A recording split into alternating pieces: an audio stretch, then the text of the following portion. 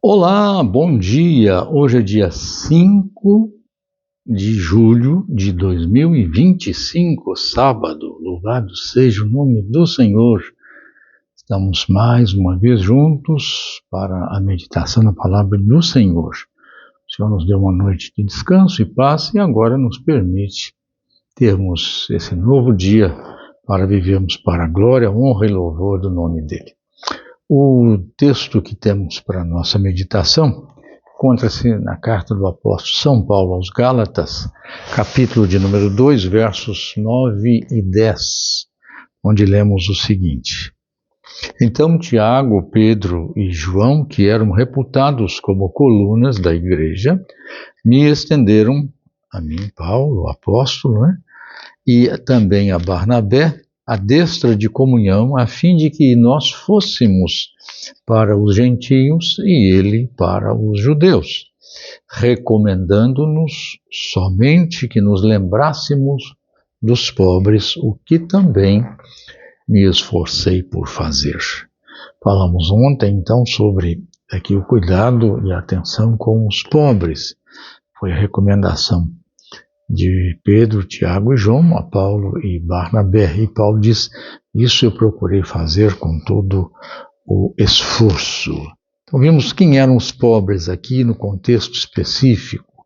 Eram os irmãos de Jerusalém, a Judéia, que estavam ali passando alguma necessidade, e também, em sentido amplo, é claro, aqueles que são necessitados e carentes em toda a sua extensão, não importando a sua etnia, a sua religião, a sua condição social, geográfica, etc, etc, etc. Bom, segundo aspecto nesse cuidado com os pobres é a percepção da importância da visão total e holística, como se costuma dizer, em relação ao ser humano, como atuação e operação do Evangelho do Senhor Jesus.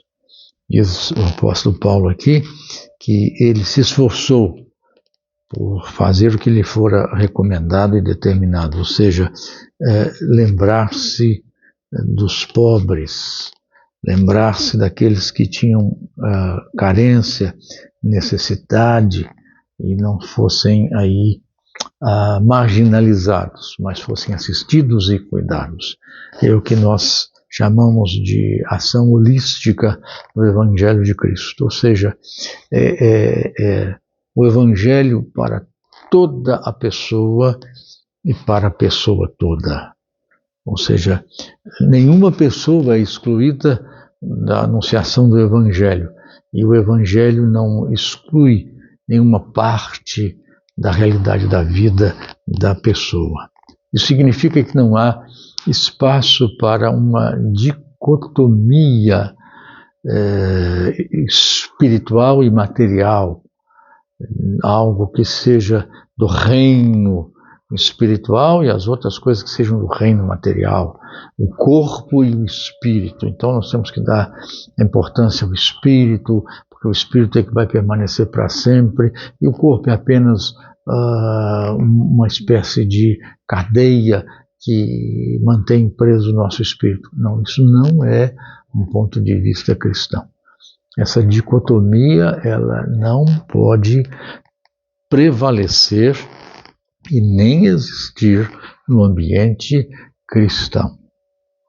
Essa distinção que se faz é equivocada. Essa distinção que se faz entre, por exemplo, espiritual e social.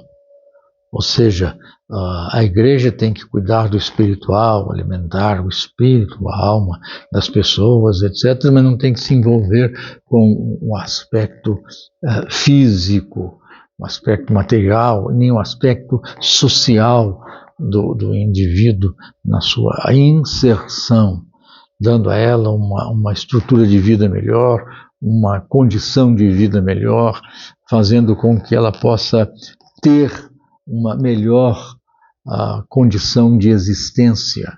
E eu digo em todos os aspectos, socioeconômico, educacional, profissional, fazendo com que ela progrida, com que ela prospere, com que ela se desenvolva. Porque o Evangelho de Cristo, ele não tem apelidos. Nós é que às vezes fazemos isso. Aí é evangelho social. Não é evangelho social, é evangelho.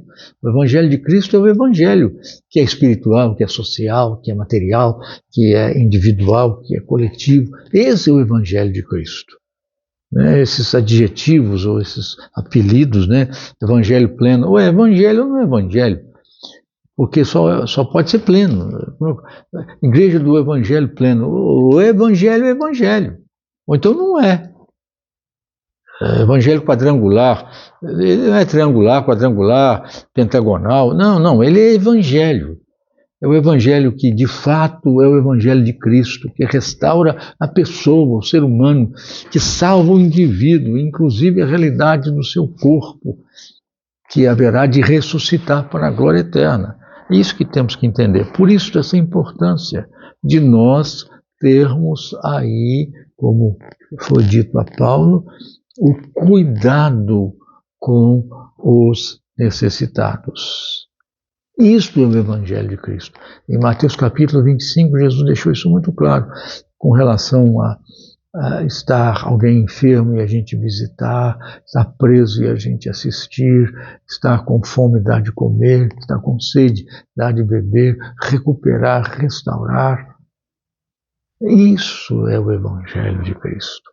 E a Igreja do Senhor Jesus tem que se comprometer com essa realidade do ser humano, da pessoa humana.